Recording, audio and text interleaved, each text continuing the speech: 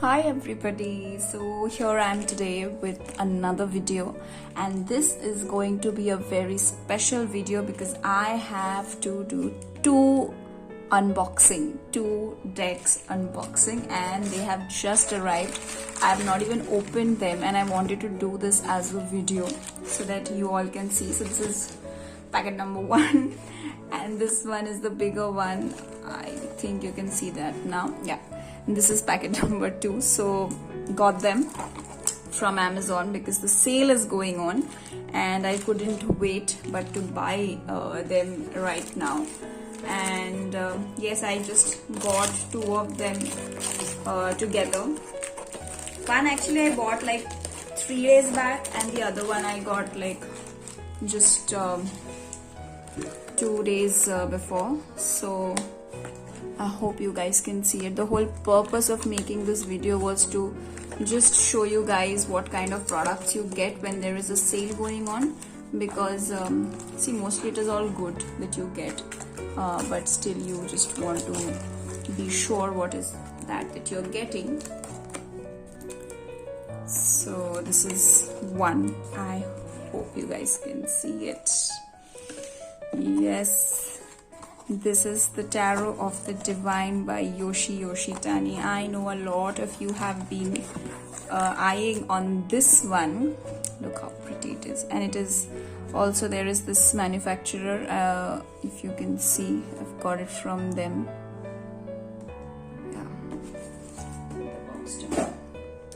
So I'll first unbox both and then I will open the two. This is the second one. Now this one is also quite popular, a deck, and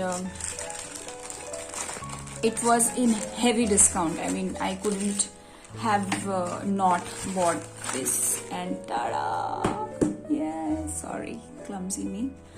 Okay, so it is the so this is Work of Light by Rebecca Campbell, and this particular deck is quite popular. A lot of the readers, I have seen them I've seen them using this deck, this one. And so let's do this. What I'll do is I will make 2 videos. I just wanted to start off with this one and just show you guys that these are the 2 decks that I have bought together from the Amazon sale that's going on right now as we speak. And I will also put down the link below of both these decks. If you want, you can go ahead and purchase them. No, this is not a paid sponsorship.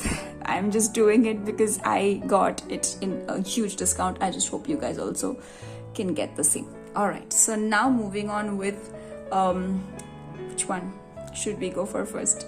Okay, this one, I think.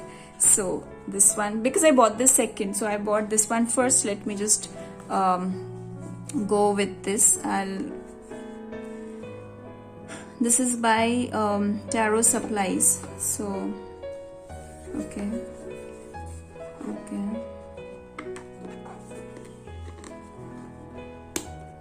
There's a sticker that is there.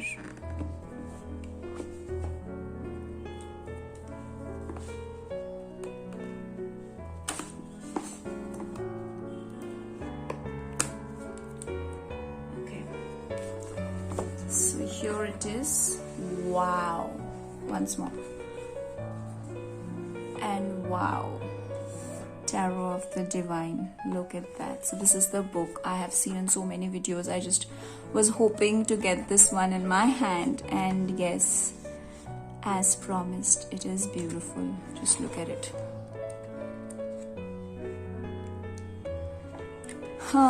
So welcome, listener, seeker, speaker. Tarot of the Divine, a deck and guidebook inspired by deities, folklore, and fairy tales from around the world. Beautiful. So this is a message from Yoshitani, a very cool, divine feminine that I must say that she is. I saw a few of her videos and where she talked about this whole deck. How did she come up with the idea and everything? I'll also link that one down below. If you want, you can definitely go ahead and take a look at that.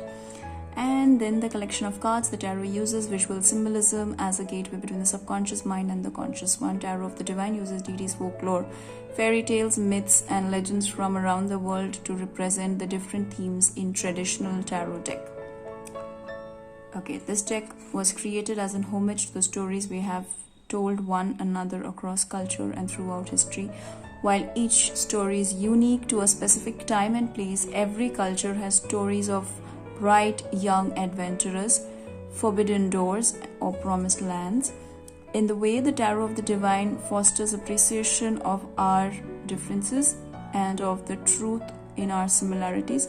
A number of these stories will be familiar to Western audiences, but many will be new.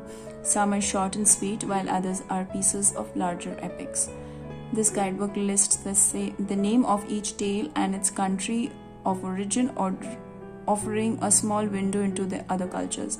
Be sure to check out the accompanying book Beneath the Moon for a full telling of each story. Okay, so this is what the basic deck is about. Why I got this deck? Because of course of this beautiful background. And so anyway, this book, sorry, I just keep jumping because I'm too excited. But okay, so this is the guidebook where you have 3 card spread, 1 card spread as yes or no or general, as a general forecast of the day and month. And you have the 5 card spread, the hidden potential, the past, the present, the future, the unseen influences. And then there is explanation of all the cards, very not in much detail. For that, I think you have to purchase the book. So if you want to read up about these legendary folklore tales, then you can always buy the book, and please do buy the book. It just shows support to the other artist, so do that. And then you have a nice ribbon. The ribbon is also nice. And then the cards exactly how I thought it would be. My god, look at that. So the box, I'll keep it there. And now for the cards. Okay, now before we start, I just want to remove this. Okay, it's heavy. It is like it's got a good weight to it. The thickness of the card is very good. And what I love about it, and in the videos and pictures, what I thought that it is the paper of this card is you know, it looks different. It has got a texture to it. It's a texture card, and it's very nice. It feels very good in your hand. So I can't stop doing this. Okay, so the back of the artwork is phases of the moon, and who doesn't like the moon? And the phases of it looks beautiful anyway. So then you have these intricate details out here. And well, I have used a few tarot decks, but this texture, this quality of deck, it's beautiful. It's beautiful, the artwork and everything. It looks just like it is out of a canvas, you know. It gives that canvas feel to it. So okay, now let's just one by one go through it. The Fool, it's a mermaid. And what I can do rather is that while I am shuffling the cards from here, I'll just keep the deck here. 1 second. Yeah, and I'll so we can read it, you know, so that you also can have an idea. Can you guys see this? Yeah, so I can just quickly read it, because the whole idea, the purpose of doing this unboxing is so that if you want to buy it, you can have a proper idea of what you're investing in, right? So quickly, the Fool, like you guys can see it, the Fool is from it's a Little Mermaid. It's from Denmark and Danish fairy tale. The Fool rests on the pinnacle of a decision. She is ready to dive out of her subconscious and into the physical world to transform from an animal into the human. She is carefree, excited by a new life regardless of warnings. Of course, the upright meanings we all know, I'm not going into that. It's the beginning, possibilities, impulsiveness, innocence, free spirit. If it is in reverse, it's apathy, hesitation, of faulty choice, doldrums, and recklessness. So I'm not going for the meanings of the card. I'm hoping and assuming that we all know that. The whole idea is just to see what kind of artwork and what is the story behind every card. So I'm just going to quickly glance through the these little details that's given here, so that we all know what it is. So of course, the little mermaid is from the Danish fairy tale, and it talks about new beginnings, where this mermaid wants to come out and become a human being. Now you have these little fishes. They look so pretty because the mermaid represents fish also. Fish in various cultures also represents prosperity. It represents new beginnings, and in Hindu culture also, especially among the Bengalis, we have the fish when we are going to a new house. So we always have the fish then. When we are doing we are starting a new project, that is also when we have the fish around there. So again, water, fish, all of that, it's very beautiful. Now next, the fairy godmother is the magician. From the French fairy tale, the magician is a helping hand. She has the ability to change raw materials into something wonderful and dreaming into doing, but she is only the helping hand. It is up to the protagonist to use her support moving forward to do the right thing. So yes, that's the fairy godmother from Cinderella. Then we have the high priestess, Scheherazade. That's how, I don't know if that's how you pronounce it. It's from Turkey. It's an Arabic folktale, and the high priestess is a keeper of vast knowledge with a story for every situation. Scheherazade asks the listener to focus on what their subconscious tells them, encouraging them to form their own conclusions. Her power is vast yet subtle. Her answers always mysterious. So the beauty about this deck, this whole deck, is that the characters are actually inspired by the characters of the original Rider-Waite deck. So when you have a high priestess, the high priestess is about all of this that this character from the Arabic folktale is. So it is a direct connection between the characters of the Rider-Waite and the different folk tales that we are going to see through these cards. Okay, now next is the Empress, Our Lady of Guadalupe. It's from Mexico, the Catholic saint. The Empress is a loving and protective mother. She cares for and wishes to defend all her children, even if a mother loves her can sometimes be smothering. The world feels bright and everything blooms around her. So she's a divine mother, she is Our Lady of Guadalupe, and that's the reason she is so calm, and she is connected, and she is in this praying posture. She has all the luxuries of life. The flowers shows the luxuries, and the beauty of life represents the Venus. But again, that she is connected is one very important part of her folding the hands. Okay, now moving on to, now this one is from Britain. Okay, the Emperor.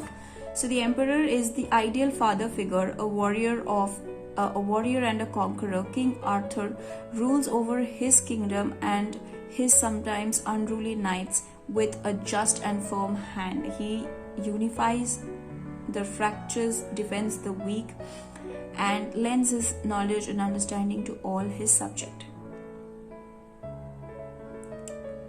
Okay, so this is King Arthur, and it's a Celtic legend from Britain.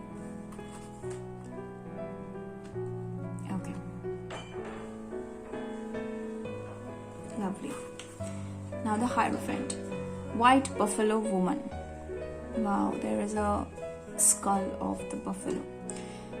So she is from North Dakota, Dakota deity. The Hierophant is a divine figure and the Hierophant is a divine figure and teacher who shares the rules, rites, and rituals to follow as a community. There is a place for everyone and everyone in their place. She encourages the comfort and support of the group, the path well trodden.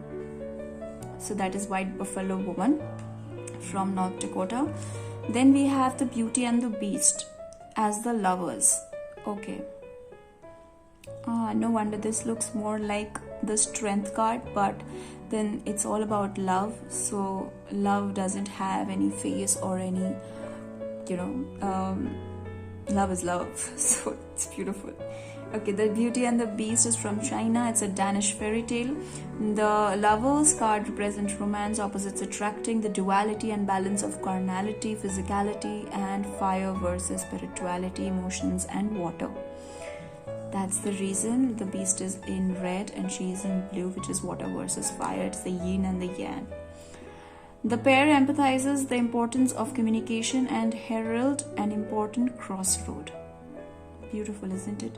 It's between the choices that you make, the love that you have, and also the duality in your life, which is being practical as well as spiritual. It's a very difficult thing to do, but then that's what you do in life, Okay, I just got a nice whiff of the card. It's this new, whenever I open the new card, there is a whiff of fragrance or this the smell of the card, which could be a little bit of a kerosene and the color paint and everything. So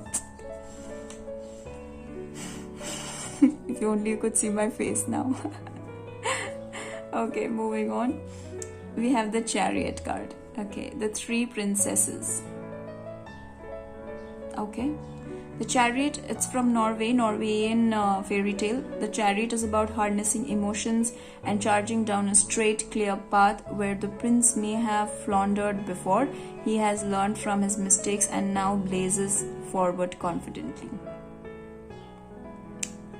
It's very interesting that how he has learned from his mistake and now he blazes.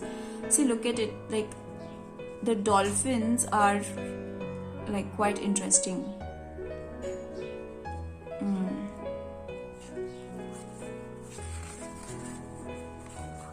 Okay, then we have the Strength card.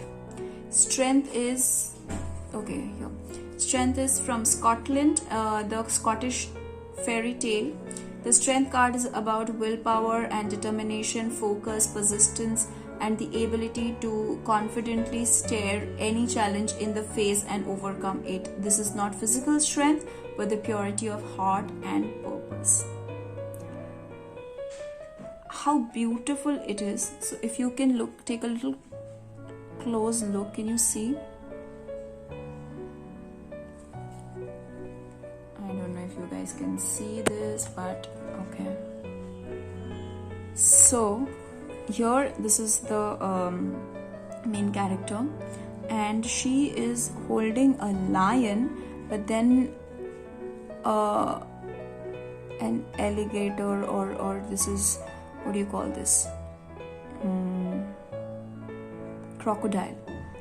So from a lion's body, a crocodile's face is coming up, and she's holding it like, she's caressing it. She's taking care of this, not just one but two wild animals. So taking care of not just your ego but also your mind. It's beautiful. It is very deep. Give it, and these little mushrooms out here are also, it gives me the idea of like, you can, so mushroom we eat mushroom and it is also a form of intoxication. So how you perceive it, do you want to intake it as a sort of intoxication, or do you want to eat to feed your stomach? So that is also another thing that is given over here, which is also quite brilliant. And she's amidst the jungle, so that is also another thing that is coming out of the card. It's beautiful. Okay, now we have the Hermit. Okay, so the Hermit is Druid and the White Sage. Okay, Druid and the White Sage. The Hermit represents solitude and leave responsibilities behind, the focus inward. In the Celtic myth, the elusive white stag encourages people to drop everything and pursue spirituality.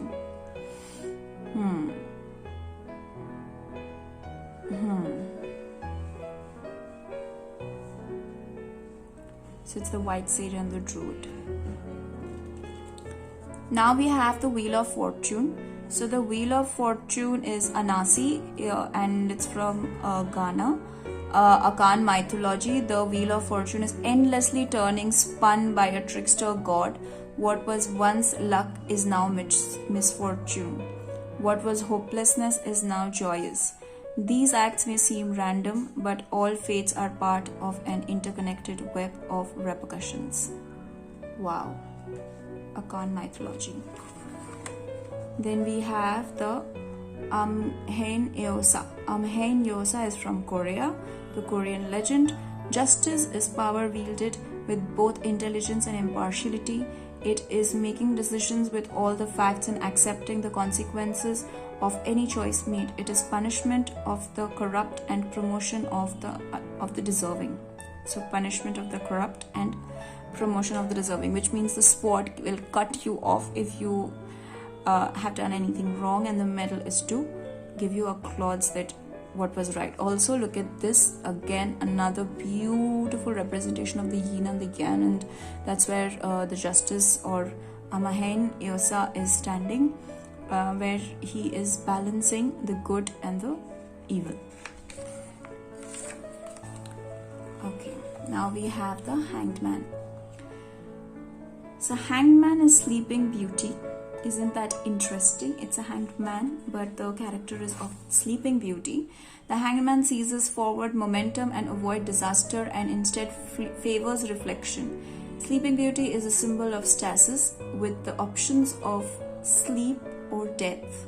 She chooses to wait for more favorable conditions. It's an absolute different meaning of the hanged man that I have ever come across. It is Sleeping Beauty. She was sleeping for the longest time, and she was in the hope that the prince will come and kiss her awake. Isn't that beautiful? So when you are in a hangman state, when this card generally comes out, we tend to say that take a pause, rest it out, or sacrifice something or improve something. But what it really probably means is that it's your choice between death and sleep. So do you want to die before you are dying, or you just want to take a break, rest it out, and just wait for the storm to pass by? It's beautiful.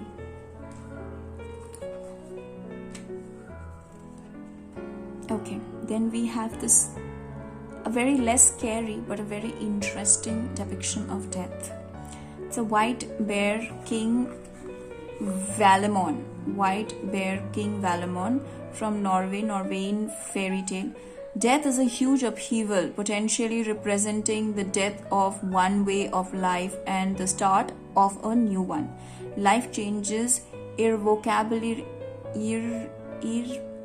I'm so sorry, guys. Life changes irrevocably. Oh god, I'll check out the dictionary, don't judge me please. And there is no way to go back. Change is necessary. The death of childhood is important in order to grow up. So yeah, okay.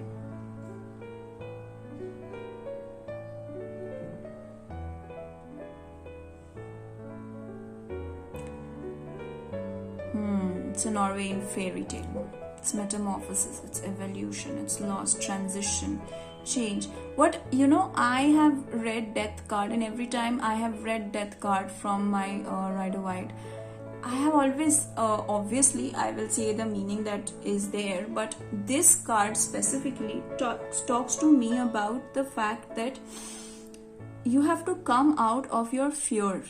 This thing is also talking about fear. The picture that I am understanding is talking about how you you die only once, but rest of the time in your lifetime of this realm, what you do is you are reborn every time you die out of either ego or self-doubt or vanity, or every time there is a change in your life is what death is about. So this is about change. She's probably she's seeing somebody. So you can see the picture, there's someone lying down on bed, but that's the real picture. Also, death could here mean to see the real picture of the person, you know. Sometimes people only they show a facade, and well, this is not what is written in the book, but this is what I feel that you have to also understand. If this comes in a reading, I would also take this as a point that you have to understand that what is hiding beneath. You have to figure out that and then move on. So that is something what this picture, specifically this artwork, is talking to me about. So this is the beauty, you know, when people ask me that why do I keep buying so many tarot decks. I love the Rider-Waite, and there is a very interesting thing also that has happened with me while I was buying my second tarot deck, Rider-Waite being my first, the basic classic Rider tarot deck being my first one. And when I wanted to buy the second tarot deck, I asked my Rider-Waite that should I buy another one. The death card came, which was the tower card came, sorry, not the death card, but the tower card came. And I was like, what is wrong? Why did the tower card come out when I wanted to actually get another deck? So I asked a few people around, but obviously, you know, tarot cards or these kind of things, divination tools of yours are only attached to you and your subconscious. Not many people will be able to even tell you what is the meaning behind your connection with that particular tool. So it's very difficult to say, but what I understood is that, you know, the tower card said new beginnings, and I got a shock of my life. I'm like, why is the deck asking me not to buy another deck? It's a no card, right? You if this card comes out, it's no. But otherwise, if I think about it now, I think that, you know, it spoke about a sudden change. It spoke about the change which maybe that time the deck was not really, it was a sudden thing for the deck. That it's a very interesting story, and I thought that, you know, just before going after Temperance is the death card, the devil card, sorry, and then you have the tower card. So before just going to that, I just thought I will tell the story. So it's quite interesting how a deck actually impacts your life. You as a tarot card reader, you will understand that when you are reading tarot for other people and using various decks to do that, it will just hone your talent, and you will start also thinking from a different perspective, because every deck has its own journey, the reason why it was made, the energy of the maker and the illustrator. All of that put together, you will also benefit out of it, right? It is not reading one story again and again. It is reading the different story but coming to the same conclusion. You know, that's the beauty of getting different tarot decks. So that is the reason I got this one, and also the artwork was so beautiful. I couldn't resist, and I just thought that, you know, this I'm doing this quite a lot, but the texture is beautiful. I mean, beautiful is an understatement, but it is. I was not really expecting this. I thought could be this is the just the picture thing, but no, the feel of it is very nice, very rich. It's very rich. It's like, you know, you're holding painting in your hand. It is like that. You're holding a painting paper, a painted paper in your hand. Okay, now coming back to the Temperance card, it is Bodhisattva Avalokiteshvara. He is from India, we all know that. Temperance is about balance and meditation. It is being mutable, recognizing when to change with the times and when to change the situation itself. The Bodhisattva identities are fluid, but their goodwill remains constant. Beautiful. Buddha couldn't have been better Temperance, depiction than Buddha. I mean, I would wondered why didn't they put hermit as Buddha, because Buddha was the hermit. But what they did here with the Temperance card is to bring balance. What Buddha talks about is balance, and that's the reason the Temperance and not the hermit. Yeah, very interesting. So far, beautiful. I mean, take all the stars. It's very beautiful. Next is the Devil card. It's number 15 We all know that. And Boitata from Brazilian mythology, the devil gives into the ego, lusting for unnecessary or harmful things, unwilling to leave negative situations. It is the dragon sitting upon a pile of gold it does not need. A person setting a forest on fire for their own gain.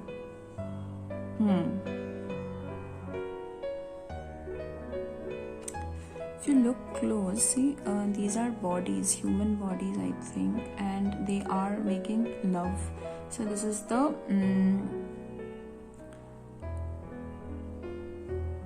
this is the love making position, and it's the lower part of the body, of two bodies making love, and the devil watching over. So it's about lust. It is everything about so this is the dragon that is sitting on gold, which is not required, and is setting the forest on fire.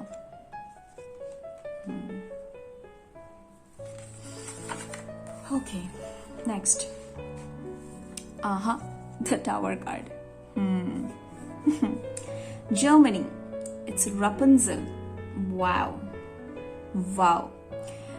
German fairy tale. The tower is about feeling safe and secure before everything is suddenly upended. Beliefs are shattered, understandings ruptured, and everything is destroyed right down to the very foundation. Perhaps the foundation was flawed to begin with. Okay. The story of Rapunzel is where she is waiting for the prince to come and save her from the tower, and that's how beautifully it is done. I'm also getting to know that these stories are from different parts of the world. While we were kids, it was just written in our English book, so all we knew and all we thought was that these stories are from different parts of England. But see, now this is from German. I didn't know that Rapunzel was German. Now I know it.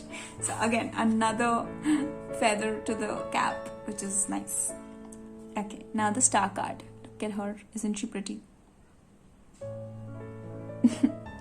Sister Alyonshka and brother Ivanushka. It's from Russia. It's a Russian fairy tale. The star is a symbol of hope after a disaster. So, that's how the tower card and then the star card. The need to remain positive after misfortune, to remember that things can get better again. It is staying calm and open to future possibilities, seeing your situation with open eyes, mind and heart.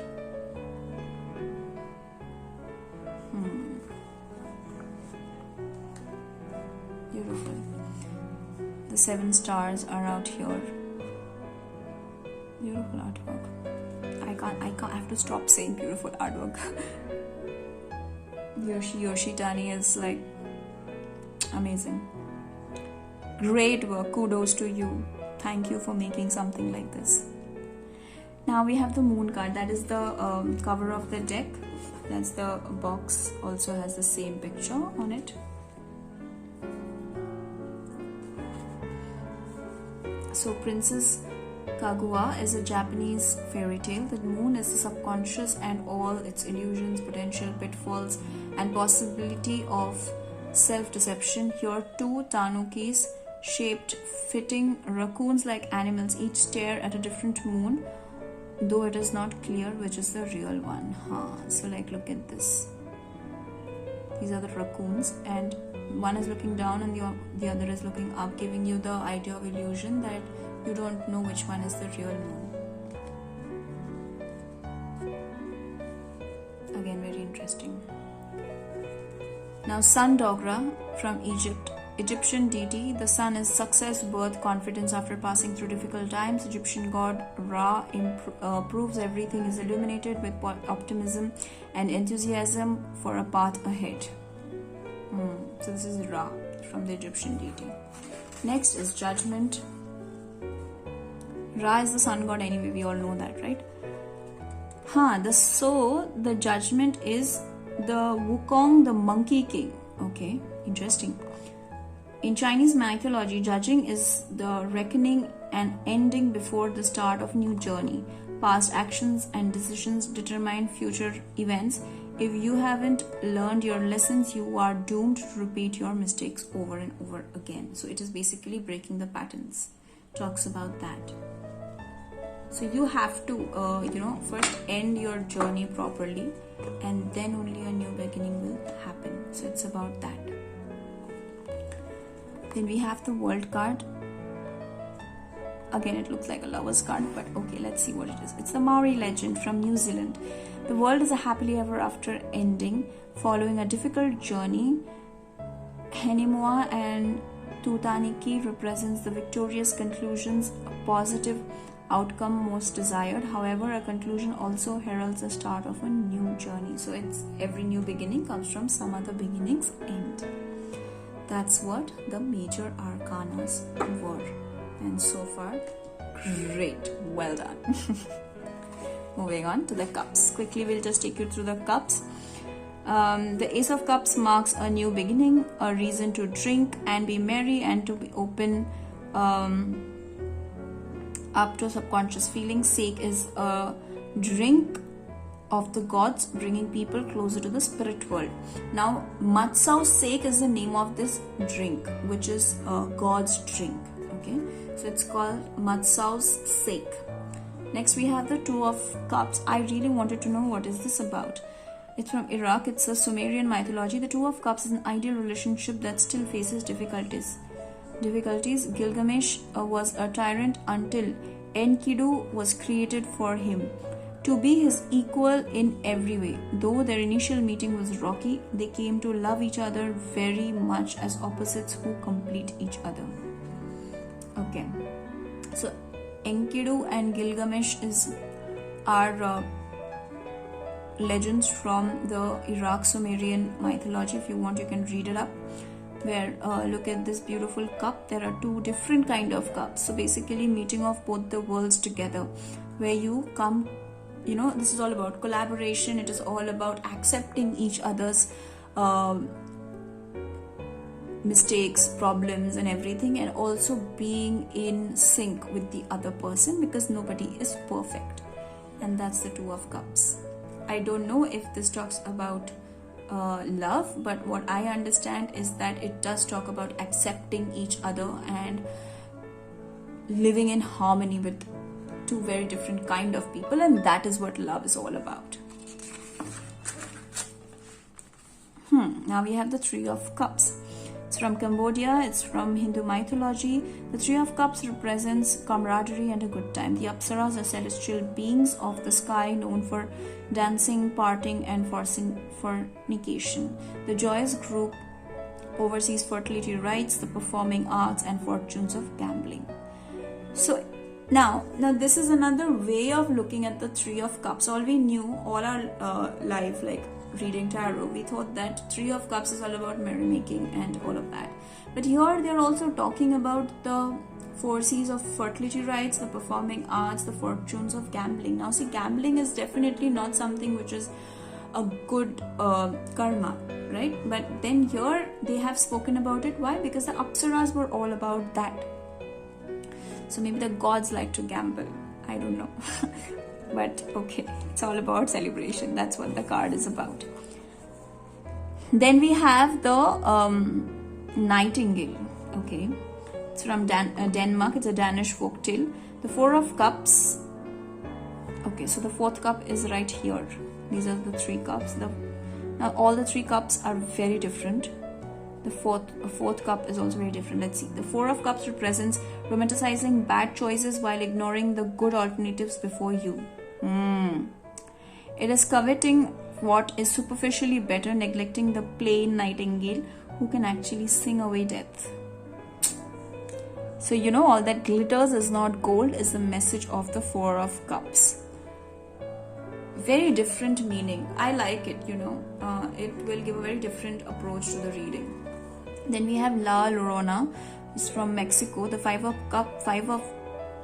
Something happens whenever I say Five of Cups. The Five of Cups is Mexican folklore, is useless regret without learning. Jealous of her husband's new wife, La Llorona drowns her own children, and now her wailing ghost wanders the earth. She continues to wallow in grief, refusing to seek redemption or happiness. Oh my god, now this is some horror story that they have got over here. Mexican folklore of La Llorona. I will definitely read up about her. This is about, not learning your lessons and crying over spilt milk without learning your lessons. Every time if you feel dejected, if you are feeling that something wrong has happened to you, ask yourself the reason why it has happened. Where did you go wrong? And most of the times we don't have answers because half the time we are covered with ego. But I don't know. So this is very beautiful. Then we have the Snow Queen. Again, a very beautiful painting. The Six of Cups is from Denmark. This is the Snow Queen from Denmark, Danish fairy tale. Again, the Six of Cups evokes a nostalgia for sweeter times. Kai and Gerda are, or Jeda, however it's pronounced.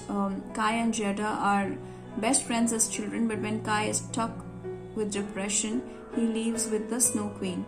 Though many adventures, Jeda saves him, but by then innocence is gone. So basically sticking on to innocence.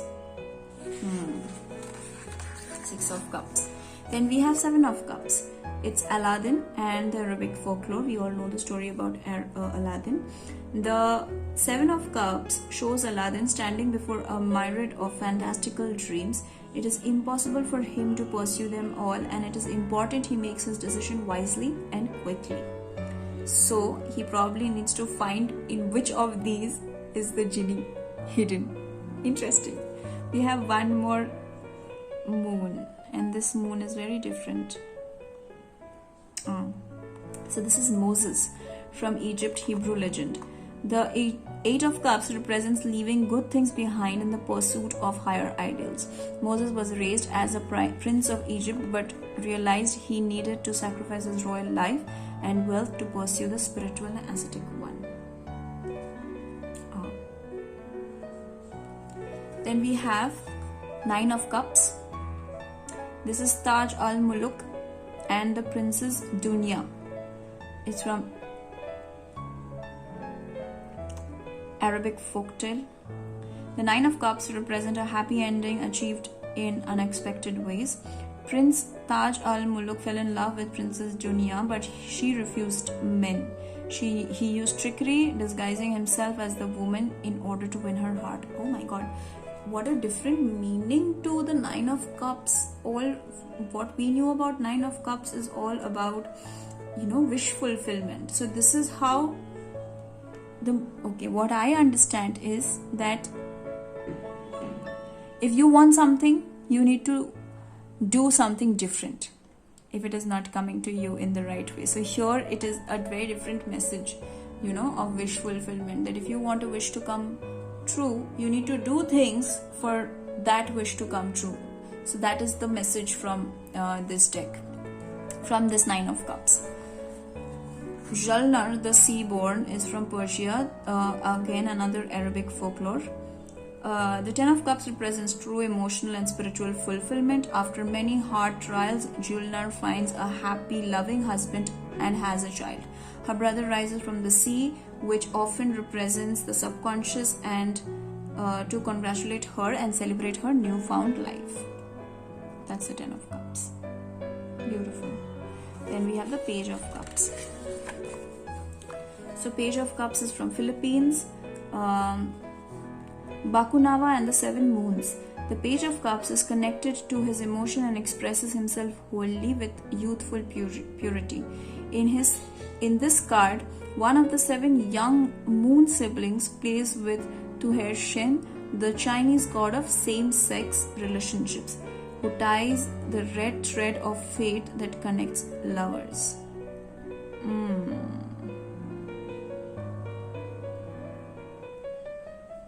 So it's about youthfulness, idealism, sensitivity, romance, and spirituality. Alright, moving on to the Knight of Cups.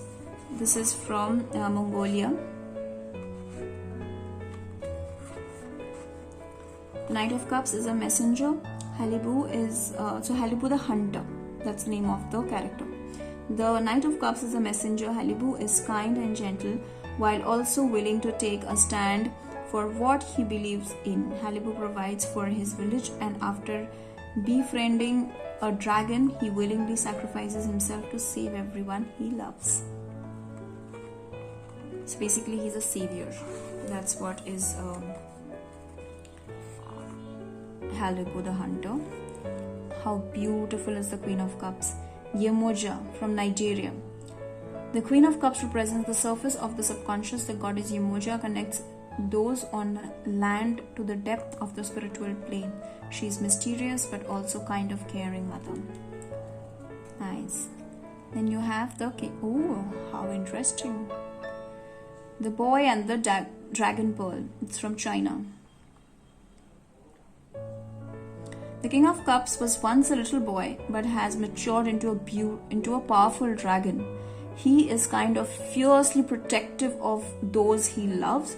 He is connected to the deep dark waters of subconscious. He possesses great patience and wisdom. So you see one more thing, that dragons are not negative, definitely not in China. And so King of Cups is all about power but with patience and wisdom. Then we have Ace of Coins.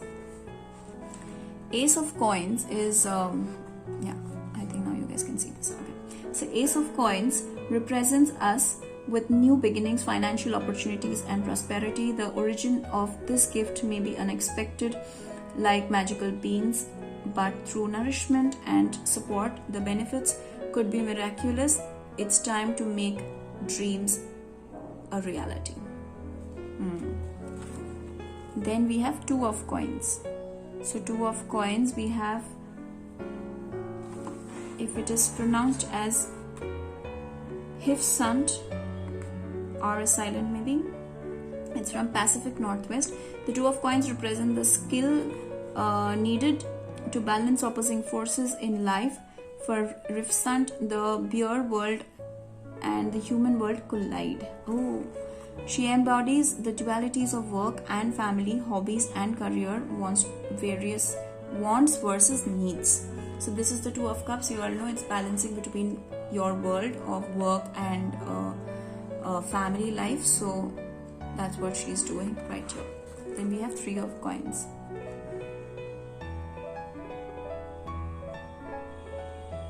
Banjakri and Banjakrini, Nepal, Tamang mythology. The Three of Coins represents learning from one another. The fierce Banjakri and Banjakrini teach their apprentice how to become a shaman. They are demanding teachers, but their student is dedicated. All three put in hard work that pays off with success of a new generation. Lovely. Although they look like dragons or devils, but they are not. Now see, it's also wearing a peacock feather. In Hindu mythology, Krishna wears the peacock feather, which talks about beauty and men's beauty. That is what it's about. Then we have Four of Coins.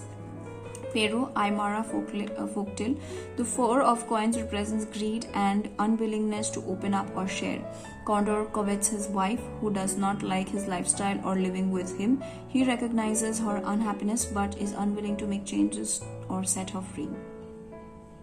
Condor's wife. Five of Coins. The Little Match Girl. From Denmark, Danish fairy tale. The Five of Coins represents financial hardship and feeling left in the cold. The little match girl needs help, but no one is willing to help her. She struggles alone despite her proximity to a force that could potentially help her. Very similar. This is the little match girl. You know, it just came to my mind, although it's not folklore, but it is like literature. We could have the Little Women as the Five of Coins. Okay, never mind. I just thought of it because there were four sisters and a mother that could represent, and they were always very poor, but they always believed in the higher power, and that really helped in the end of the story. So that just came to my mind while looking at this picture. Then we have Six of Coins. I'll move a little faster because this video is already gone up to 50 minutes, so we'll just hurry up a little. Okay, the woman who was kind of instinct, who was kind to insects. Okay, so this is the 6 of coins, Alaska. It's from Inuit's fable. Okay, the 6 of coins represent kindness and generosity to those less fortunate. The old woman from this Inuit tale understands the need to put positivity into the world in order to receive it back. The paid forward mythology of karma.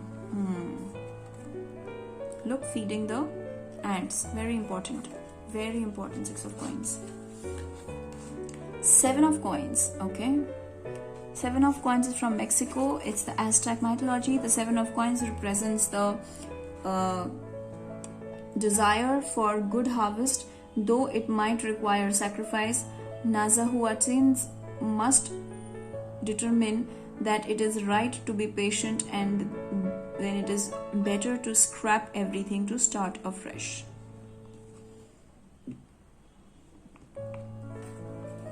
Then we have 8 of coins, but we have 6 swans right there, and it's called 6 swans from Germany. It's from German fairy tale. This 8 of coins represents the long howl, the slow in the middle of a project that needs to be completed. Little princess needs to keep weaving nettles in silence if she wishes to set her cursed brother free. Ah, beautiful. Beautiful. The legend of the watermelon. So pretty. This card is from Vietnam. It's from Vietnamese legend. The 9 of coins represents success. Hard work and patience have resulted in a successful harvest, and now even the emperor enjoys my NTM's watermelon. The road was long and hard, but the rewards were well worth the effect. Nice. Then we have 10 of coins. This is from China, Yao legend. The 10 of coins represents the hard-earned rewards of difficult venture. The story of Pan, who celebrates the lineage that benefits from his hard work, the hardships he once endured allow him to appreciate his good fortune and retire surrounded by his progeny.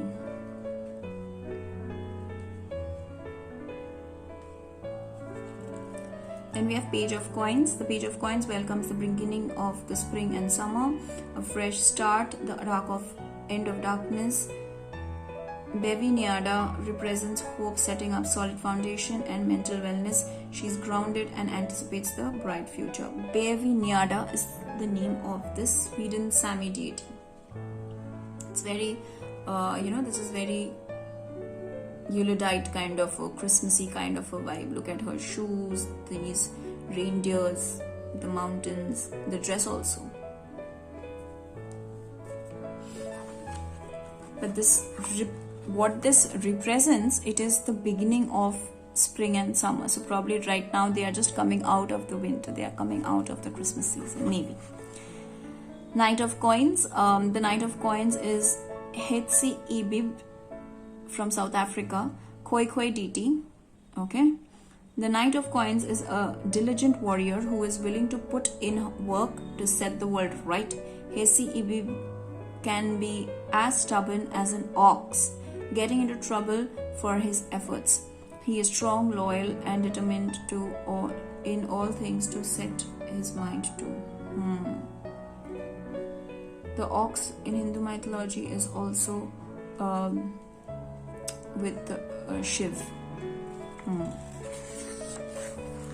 Moving on. Then we have the Queen of Coins. So the Queen of Coins is from Australia, Northern Australia, Gunwigo deity. The Queen of Coins is an eager mother ready to bring new life. Waramuru Gunju has traveled. Waramuru Gunju, that's the name of the character. It's Waramuru Gunju. Yeah. So Waramuru Gunju is the Queen of Coins, an eager mother ready to bring new life. Waramuru Gunju has traveled the world. Blessings her many children. She is always moving, loving, and very practical. She teaches her children how to help themselves. Self-help. Nice. Queen of Coins. Yes.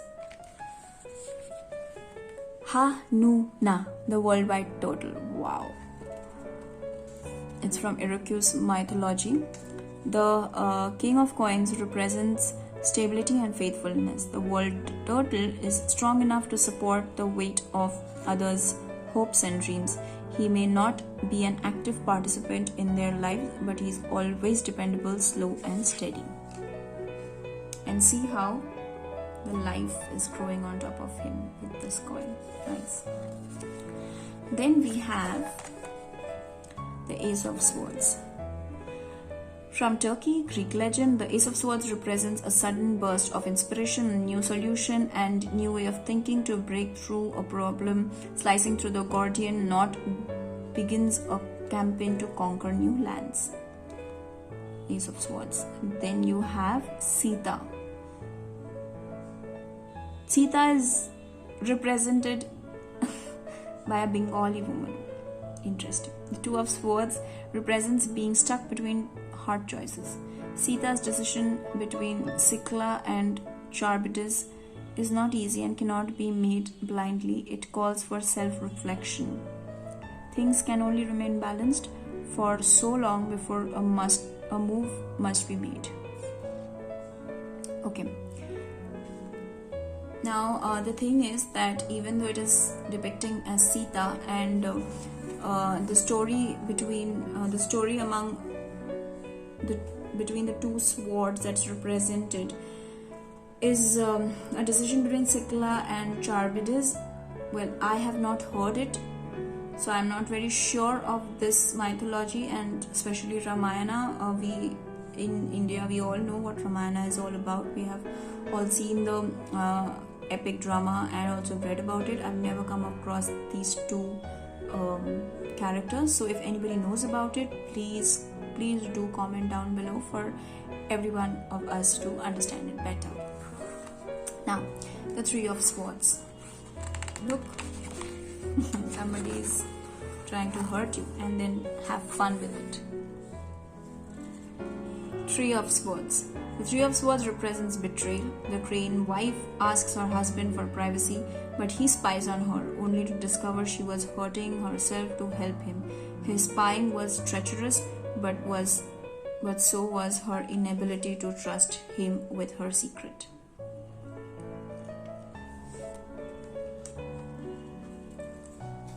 Then we have Fenrir.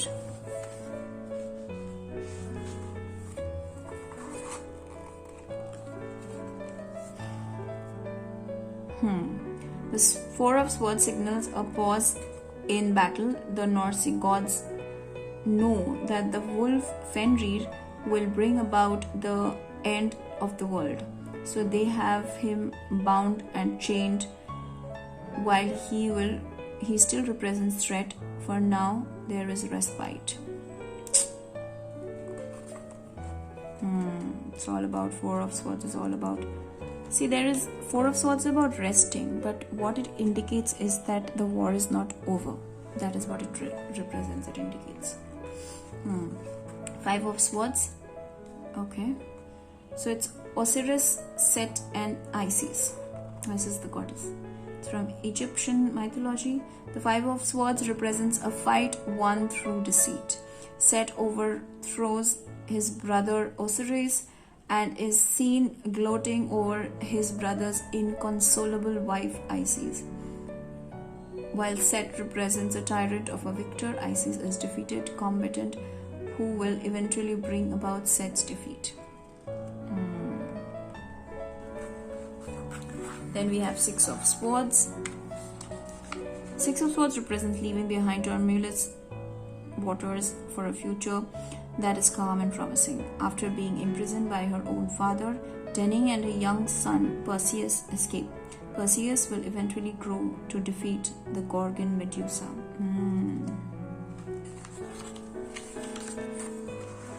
Then we have the Seven of Swords. It's from the this is from the Salish legend, Coyote.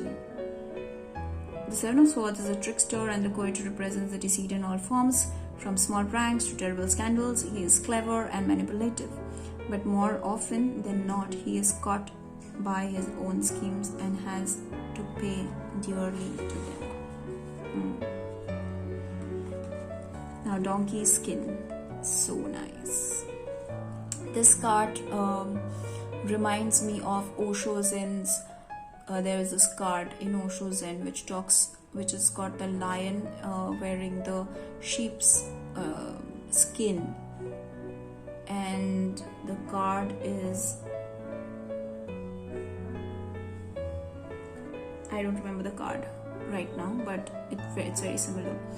So the Eight of Swords represents being caught up in your own insecurities. Donkey Skin was forced into hiding to escape a bad situation. Now she is faced with the decision to continue the life she has created or to step out of her self-made prison. It's all about being stuck.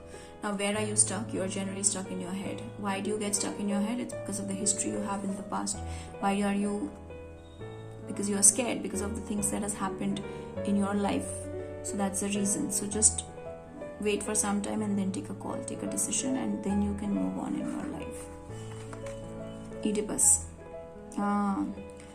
This is from Greek mythology. The Nine of Swords represent decision making controlled by anxiety. The Oracle of Delphi warns the king that his son Oedipus will one day kill him had he not let his fears control him and raised his son in love instead of hate. The king's eventual death could have been avoided.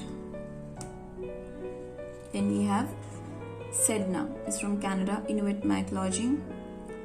The Ten of Swords represents backstabbing and betrayal. Sedna's father pushes her from his kayak and chops off her fingers when she tries to cling to his boat. She sinks to the bottom of the ocean and becomes consumed with wrath, eternally seeking revenge. Then we have Page of Swords. This is Prince Parizad from Anatolia.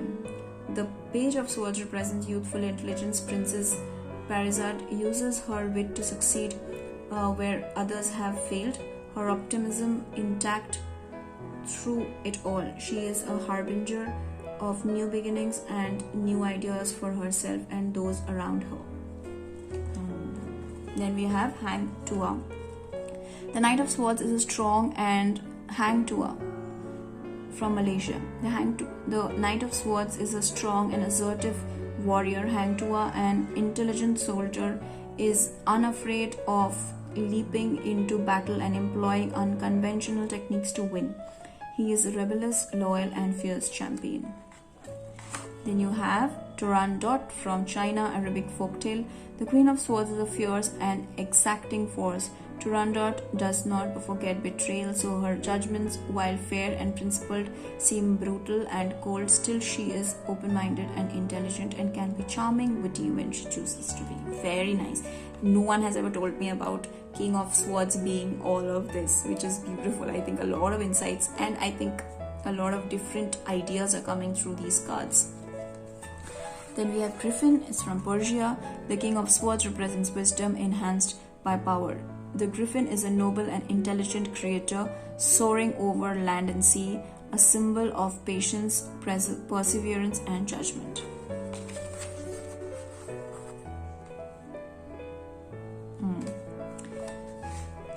Now we have the wands. The magic paintbrush, all about the artist, is from China. The Ace of Wands represents inspiration, a sudden creative force. The magic paintbrush embodies these qualities with passion and daring. The magical moment right before the ink hits the paper and all dreams and possibilities are within reach. Then you have the Two of Wands. The Two of Wands represents travel and commerce. Janus, the god of doorways and transition, is able to look to the past and the future in order to make effective decisions. He is always in motion, connecting dreams with the actual possibilities. Then you have the Three of Wands, Enchanted Pig.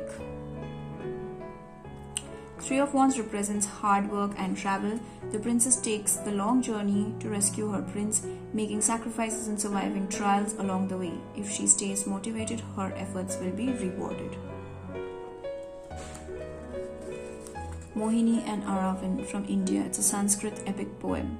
The Four of Wands represents rejoicing and festivities, a well-deserved celebration and stable time to be thankful, cherishing loved ones. Mohini and Aravan embrace each other, enjoying the time before the next adventure begins.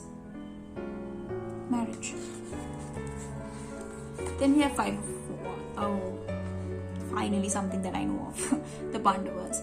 The Five of Wands is represented here by the Pandavas, the five brothers who embody unity in the face of conflict. The five brothers have been known to bicker and play fight, but they also care deeply for one another.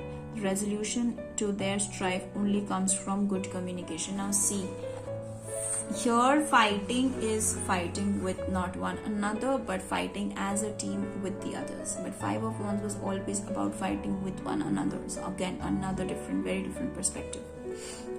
Then we have the Six of Wands. We have Yenega, Burkina Faso Mosi legend. The Six of Wands represents victory and success. The princess warrior Yenega is her father's most prized fighter. Her skills is so great, he never wishes to part with her, but she rebels. She seeks her own path and recognition for her deeds. Then we have Seven of Wands, John Henry, Alabama. It's an American folktale. The Seven of Wands represents an indomitable force against all odds. John Henry stands up for what he believes in and is willing to fight to the bitter end. His courage and resolve is an inspiration even to fight those who disagree with him. Strength and power. Endurance. Then we have Eight of Wands. It's from North America. It's rainbow crow. A crow that has a rainbow color. Very interesting. Lenape legend, disputed. That's what written in the brackets. So we still don't know exactly what is the origin of this story. The Eight of Wands represents quick, decisive actions. The rainbow crow flies quickly to deliver warmth to the cold earth below. Singing his wings in the process, his sacrifice and swift journey are fruitful. Then we have the Nine of Wands. Vasilisa, the beautiful. Now you can see. So Nine of Wands represents weathering the battle sent by her wicked stepmother to the door of the witch Baba Yaga. Vasilisa, the beautiful, stays resilient. She endures Baba Yaga's impossible trials. She is wary and cautious, but also very hopeful. Fatigue, persistence, gathering strength, boons, resilience. Vasilisa the Beautiful. It's from Russia. Then we have the Ten of Wands, Timbo tree. Wow. The 10, it's from Paraguay, it's a Guarani legend. The 10 of Wands represents taking on too much and refusing to accept help. When Sagawa daughter went missing, he searched alone in vain. The timbo tree grew from his ear when he died, bearing fruits he labored for but was unable to enjoy.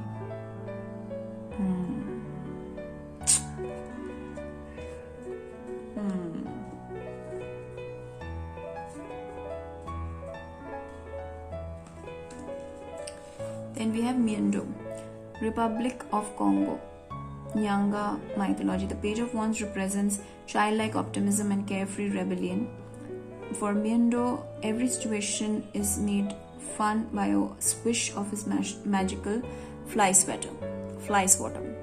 He makes many enemies, but just as many friends who help him in his journey. Then we have the Knight of Wands, Statuhood, Norwegian fairy tale. The Knight of Wands represents a fearless fighter, eager to charge into battle, especially if it means defending someone she loves, reckless and unafraid. Tatterhood grabs what she wants to claim, the future she desires. Very nice. Wow, then we have looks a lot like Moana. Let's see. Pele. Pele is from Hawaii. She's the Queen of Wands. The Queen of Wands represents a fiery force. The volcano goddess Pele's rages can be destructive, but her blessings are just so powerful. She is the creativity of dance and nourishment of rich soil, and the chaotic force of an explosion. Wow. And the last card of the deck is the Knight of Wands. It's the Phoenix. It's from East Asian mythology. The King of Wands is a symbol of strength. The legend of the Phoenix spans many cultures, but in all of them, the firebird represents nobility, rebirth, strength, and loyalty.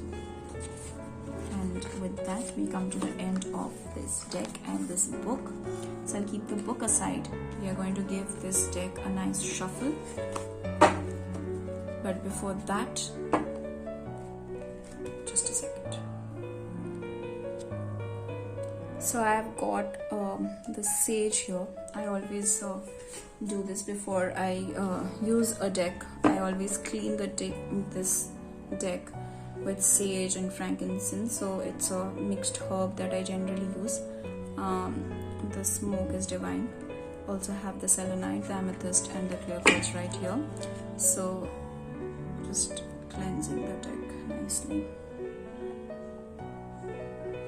Keeping an intention that all the unwanted energy, the negative energy, because it has come from, various hands have touched the deck and everything. So now I'm making this deck mine, which is the whole intention, that this deck is going to give answers to me and connect with me and help people who want to get answers through the tarot. So this is the whole idea of cleansing the deck and charging the deck. And that now I have done it, I'll remove the sage, and here we are.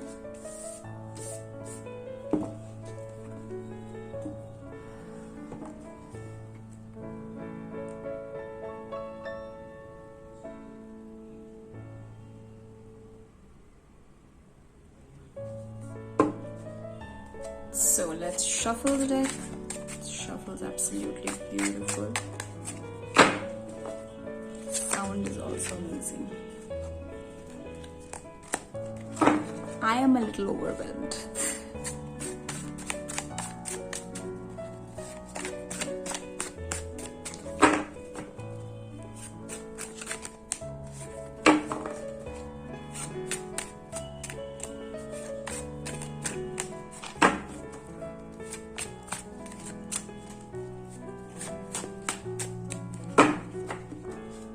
Okay, so now we'll ask a question to the deck, that what is the purpose of this deck to come to me? I'll just remove one card and see what is the purpose of this deck that it has come to me. What is the purpose of this deck for it to come to me? What is the purpose of this deck for it to come to me?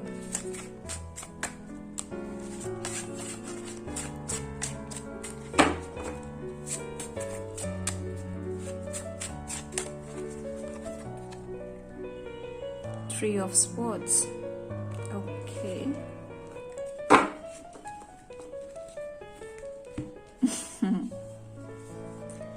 The purpose.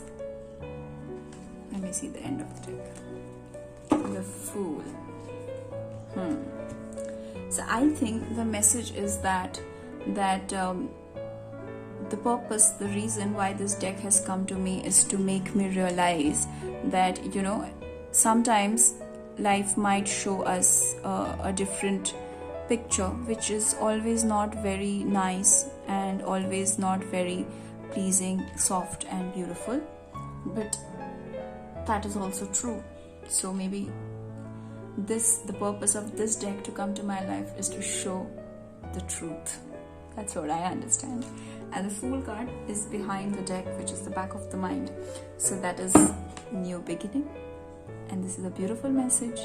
So I think to show me the truth, another perspective, and also new beginnings. So thank you.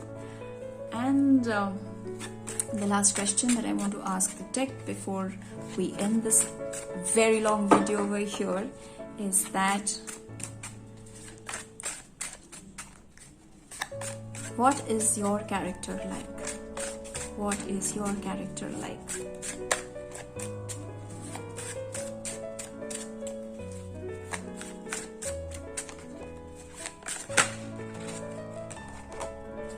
Nine of Wands.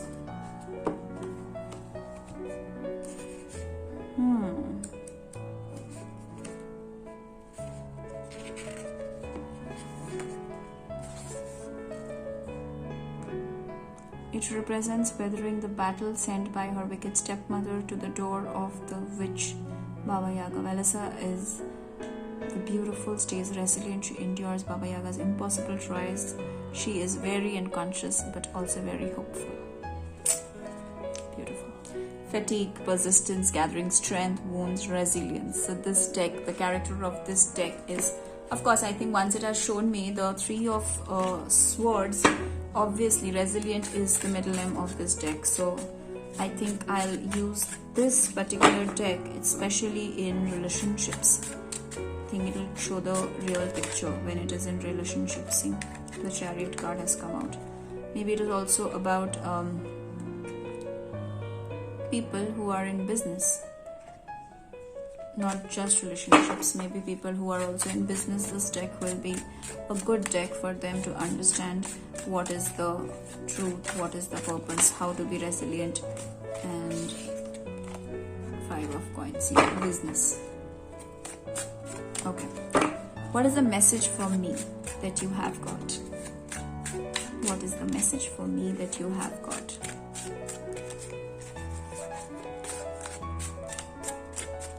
Are you happy to be here?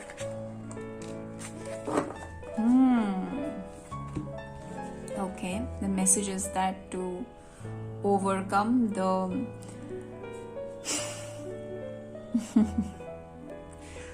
okay, that's the message, the devil.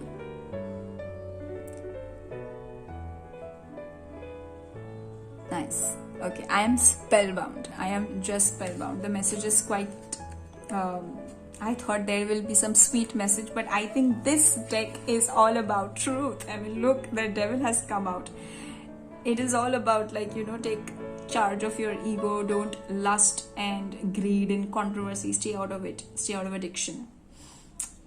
Well, I am generally not very addicted, but I think there is a deeper meaning to it. I mean, addiction just doesn't mean substance, or it just doesn't mean intoxication. It also probably, what it means is that you should know where to stop, you should know where to draw the line, and you should not allow your inner devil to kill you. You know, I have most of the times this one thing which I think is going to resonate, is that the fact that I have a lot of self-doubt and I have a lot of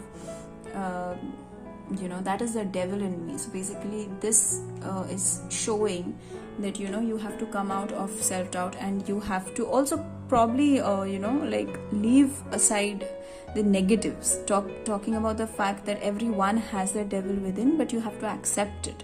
That is also probably another message that could be from this card. Okay, so this card is one hell of you know, truth bomb machine. So great. I'll just pull out one card for everybody watch this video till the end. So thank you guys for staying till the end. Here is a message from this deck for you. Just wait up, ask your question, and maybe you'll get the answer. This one is the truth bomb cards. The Hangman. That's a sleeping beauty. So are you asleep? Are you asleep? Or you think you're dead? Think about it.